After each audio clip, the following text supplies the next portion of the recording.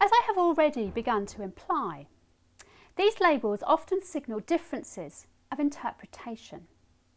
And so it is perhaps worth sketching an overview of the historiography of the period before we turn to the events of 1640 to 1642 themselves. How have accounts of the period changed over the years? 17th and 18th century accounts of the Civil War tended to be predominantly narrative and often fiercely polemical. I'm thinking here, for example, of Clarendon's History of the Rebellion, the relevant part of David Hume's much wider-ranging Tory History of England, and Catherine Macaulay's Whig response to it. The 19th century witnessed the emergence of more romantic and novelistic accounts, such as that of Thomas Carlyle. Carlyle was famously dismissive about documents and described the Thomason Tracts, the wonderful collection of books and pamphlets from the period that were gathered by the bookseller George Thomason and are now held in the British Library, as huge piles of mouldering wreck, though he did acknowledge that within them things memorable could be found. However, the 19th century did also see the emergence of a more scientific and analytical approach to the period, initially in the works of the Frenchman Guizot, who was keen to compare English events of the mid-17th century with the French Revolution. We can also think here of the later writings of the English historian Gardiner.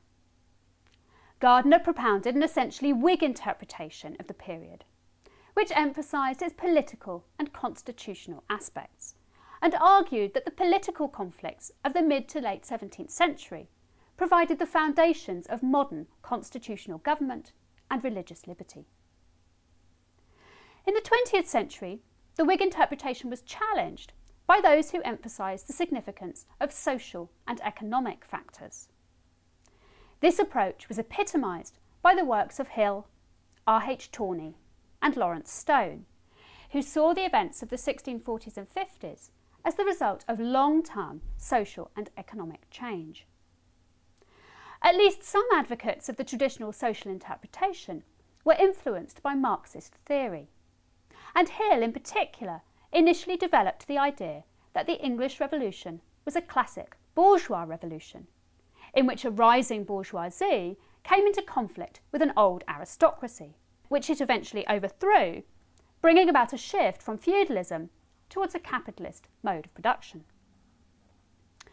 Though in his later writings even Hill acknowledged problems with this interpretation, he continued to argue that at least in its outcome, the English Revolution constituted a bourgeois revolution. From the late 1970s, revisionist historians such as Conrad Russell and John Morrell launched a direct attack on the traditional social interpretation, and also on what they saw as Hill's reliance on printed sources.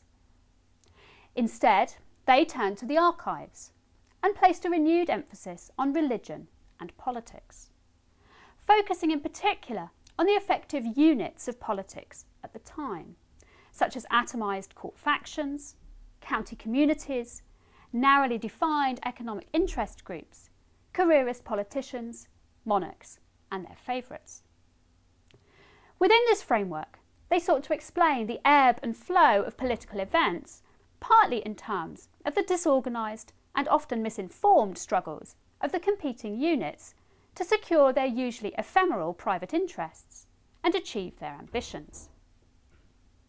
Consequently, revisionists were often thought to see the political conflicts of the period as determined by short-term factors, with overt principles and ideologies being viewed as little more than post facto justifications.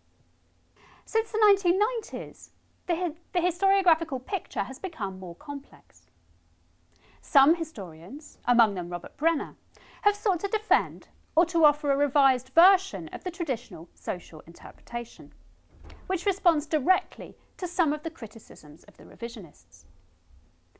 Brenner argues against revisionists like Russell that there were fundamental differences on constitutional and religious issues during the early 17th century, and that these differences were based on socio-political and economic foundations.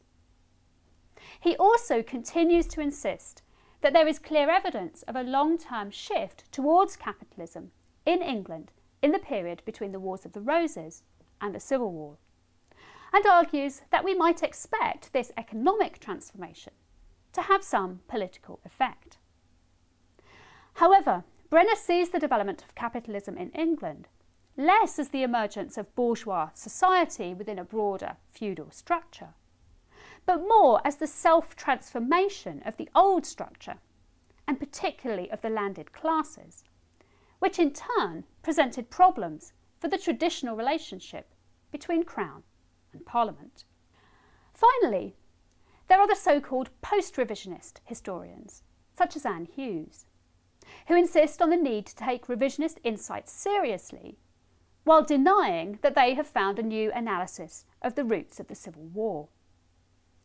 Post-revisionists emphasise the need to take account of both long-term and short-term factors, as well as social change, religion, politics and culture.